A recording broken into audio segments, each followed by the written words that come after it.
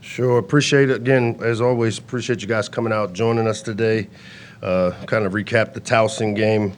As I said after the game on Saturday, I thought the energy and effort was where we would want it to be.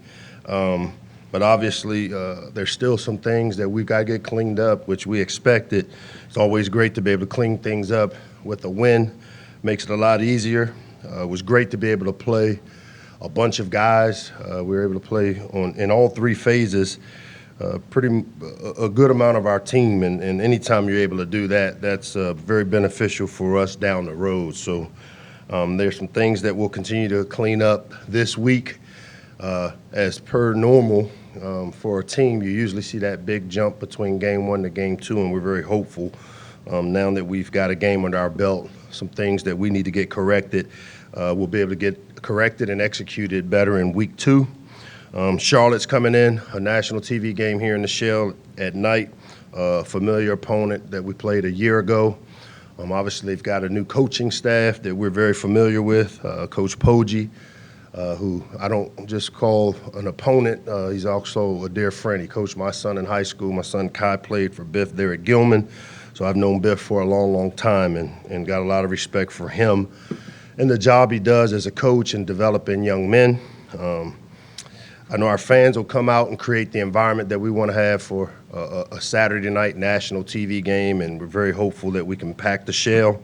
It's a great opportunity for us to take the next step as a program and show our Terps fans what we're all about as we continue to create an identity for us this year. Our game captains this week, Charlotte native DJ Glaze, Jeremy Spraggins, and Corey Deitches will serve as our Game 2 captains, and we're looking forward to those guys leading us. And then with that, I'll open up to whatever questions you guys have.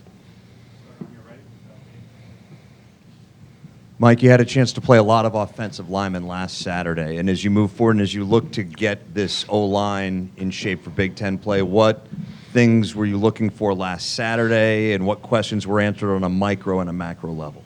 Yeah, going into it, obviously we had a couple missing pieces there that had been available to us most of training camp, and we're hopeful that we're able to get, Gotti back this week possibly, which will, again, allow us to kind of solidify some things there.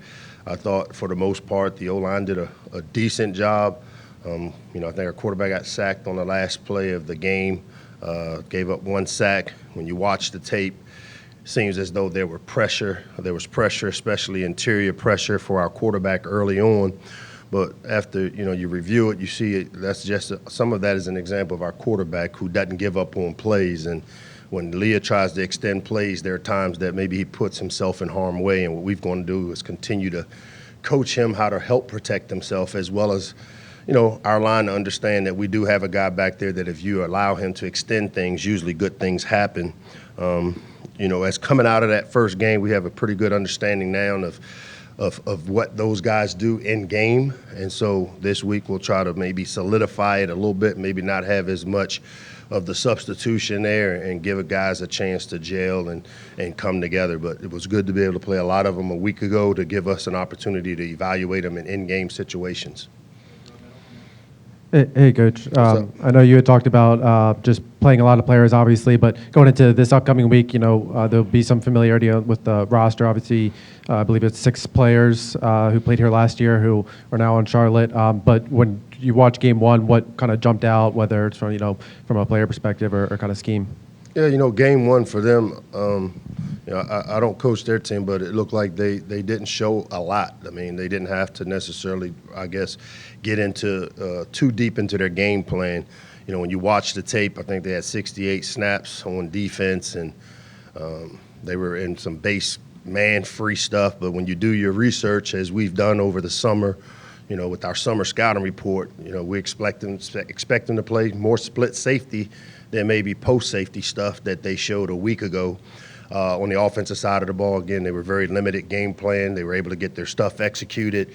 If you know Biff, he wants to run the football. He wants to play downhill. He's kind of one of those guys that wants to make it a tough, gritty game, and that's what we expect. Again, the familiarity, obviously they've got Mike Miller, a former assistant here who's been with me for some time, and there is some familiarity from a personnel standpoint. You look across their roster, and they've got, I want to say, 25, 30 guys from Power 5 institutions, so they've been able to flip their roster, and they've got some really talented players in all three phases. Hey, Coach. Sean. So with Coach Poggi, can you kind of elaborate on your relationship with Biff and how it's evolved over the years? You mentioned Kai and Gilman and everything. Just what's that relationship like with Biff? Yeah, I've known Biff probably since about 1997, 98 when I came here as a young assistant, and he was coaching over at Gilman. We recruited his school for some time.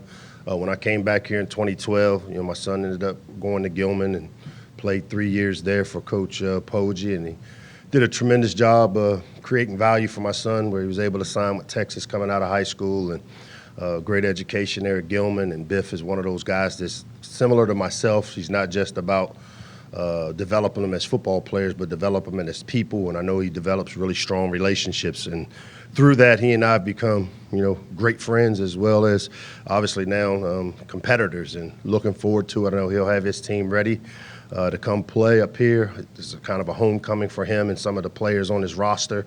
When you look across and see the amount of guys that are there with him that he had in high school, and those guys were really good players. So we expect him to come up and give us his best, and he can expect to get ours. Yeah, Coach, the What's up, Noah? partnership between the Big Ten and NBC is the new thing this year. I guess they're going to have the pregame show here this weekend. What do you think it means, I guess, for the league and for your program to have this sort of new primetime national TV slot to play in? Yeah, all of our partners are equally important. I think, obviously, with this time slot being a national TV time slot, it's good for Maryland. It's good for us to showcase the university. It's good for us to showcase the things that we have here in the DMV area. So we're excited about the opportunity. NBC takes the place of some of the other partners maybe we've had down the past, but I know this. The guys that are calling it for them are professional. Well, they call games really well, and they'll do their due diligence. And I know as a conference, we're excited about being able to have the NBC as a major partner for us. Hey, Michael, third straight game without allowing a touchdown. Just what are some of the factors that have gone into that, and how much optimism does that provide you as you get into the early part of the season? I think as any time you're able to, the goal on defense is to limit scoring. And, this past weekend we were able to hold them to 2 field goals, and we gave up some yardage there, but we dug in our heels there once they crossed into the red zone area. I think it's a testament to the players coming into it. We felt that our defense, we had a chance to be pretty good on defense because of the front seven. It was great with the additions of guys like Jaquan Shepard, being able to come fill in and fill some voids, and he played really well for us. So I think the defense is the strength of our team from the standpoint that, we've got a lot of veteran leadership. I think that side of the ball has quite a few great leaders, and I think, they got off to a fast start on defense, and I'm hoping we're able to continue it through this next game. Hey, Coach. Sam, what's up? How you doing? Just wondering, in terms of this game, having that national audience like you talked about, having a chance to showcase some of Maryland's traditions and kind of the DMV as you spoke about, how important is it to you to, have those local ties to the area, to the fan base, as, you've talked about before, and now you're getting to put it on for a national audience, like the flag drop, whether it be, having Maryland just showcased in this type of spot? As I said, anytime you play a national TV game, it's great for the university. I saw something come out where we're ranked one of the top 30, 25 universities in the country. And, when you bring a national TV audience to your campus, you're able to illuminate the great things about being here in the DMV, the 4th largest media market in the country. And so it gives us an opportunity to really show what we have here. And so, like I said before, our players are excited. I'm excited about this partnership and to be able to play here, but obviously we got to go do the work and do the things necessary to keep this excitement. Hey, Coach. Taylor, what's up? What's going on? You said after the game Saturday that you were particularly impressed with Talia throwing deep and the trajectory on those balls and the accuracy of them. Was that something that you guys maybe worked on over the offseason and what were some things in particular that you did for him to improve in that regard, and how did you kind of accomplish that? Yeah, definitely. I mean, one of the questions I oftentimes get about Talia is what can he do to improve? And I think I've been on the record that, last year we left some plays on the field in the deep passing game, which was something that I think is a strength of his. I attributed it last year to possibly just the timing. When you think of the receivers we had a year ago, the 3 starters were coming off of injuries where they missed spring ball. Dante Demas didn't practice in the spring. Rakim Jarrett didn't practice. Jacob Copeland was limited. And so I don't think we ever really got the timing down. And there were times where there were open guys and we mishit or didn't hit them accurately. There were times where we maybe missed a read. So after you review and go through kind of the quality control of what we can do better, that was the one area in Leah's game that we thought we needed to improve. And so what you do is you go about figuring out, setting up individual drill work. Some of it is footwork for him in the back end and making sure that he's got his eyes in the right place and that the ball has the right trajectory where you throw guys open. I thought Saturday, obviously he had the big one that was dropped and then came back and, had a couple of drops on some deep shots where I thought he threw the ball where we wanted it to be thrown with the type of trajectory. So worked really hard. Josh, continues to drill him quite a bit, and you see the fruits of the work. Hey, Coach. I was going to ask about Talia as well. I know, he took a couple hits, but just the guys behind him. Billy Edwards, he was able to come in, and Cam Edge, that was his first career appearance. So, how would you kind of maybe assess Talia, just kind of maybe playing through, some of those big hits in week 1, and then with Billy and Cam Edge and their appearances as well? Yeah, as I said earlier with Leah, some of the hits he took, as you can see, were part of him extending plays. I mean, one of the things that you love about him is that he has the ability to extend, and one of the things that scares the mess out of you is when he does try to extend, sometimes he puts himself in harm's way. And, as I said to him on the sideline, it's okay to give up on a play and play the next down. But I think every play, because of the competitiveness he has, he's trying to make everything work. But as he continues to mature and he's really shown the ability, he could have finished the game. We took most of the starters out after the first drive of the second half. There's nothing structurally. I mean, he got banged up. And when you play the game of football, the way Leah plays, sometimes he'll take some of these shots. And my goal is to minimize them and eliminate them. And we'll continue to work with him on, maybe not trying to make everything a touchdown, and throwaways are good. I think he was 23 of 33, and he had 7 drops and 3 throwaways. So the accuracy is there. We just got to continue to work with him to help protect himself. And then we got to do a better job on the interior part of our protection where we solidify those A and B gaps to give him a little more time from a vision standpoint. Coach, congratulations on the win. Thanks, Bruce. Looking around the country, you saw Coach Prime with a huge upset. You saw Duke destroy Clemson. You saw FSU destroy LSU. You saw Indiana give Ohio State all they wanted. Where are we going with this, Bruce? I'm going to go with, no, I got a point. All right. You have had tremendous success in your first games of the year. And I think that you prepare for those early games better than as well as anybody, okay? What has to happen for Maryland to get an Ohio State to come here for opening day or a Penn State? Is that a matter of just the conference, or is that something you request? And have you thought about that?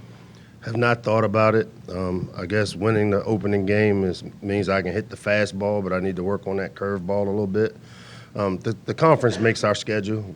We play whoever pops up on there, and we've been really fortunate that we've had opportunities to have success early, which I think is great for a team that's in building mode like we are, because we want to try to get better with each game. And we all know we play in a tough league, and so you want to build up to it and continue to work through the kinks so that once we do hit conference play, which is a second season for us, we're hoping to be hitting on all cylinders. And so, to be able to open up, I think it's great for the area when we play local teams like Towson, like Howard, and some of these teams here. I think it's always great to play regional rivalries like West Virginia, like Virginia.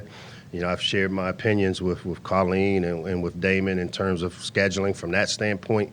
But we play them how they're put on our schedule. Hey, Coach. Hey, Varun.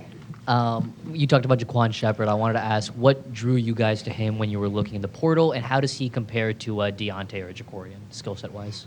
I mean, his size, his speed, he was probably the best available corner in the transfer portal, a first-team all-conference guy in the AAC, and they play against some teams that throw the ball around the yard. I knew about him. As I told you, a lot of the guys in the portal are guys that we've recruited, that we have really close ties so that we know what type of character we're bringing in. That's really important to me. We'll always be a team that recruits high school first.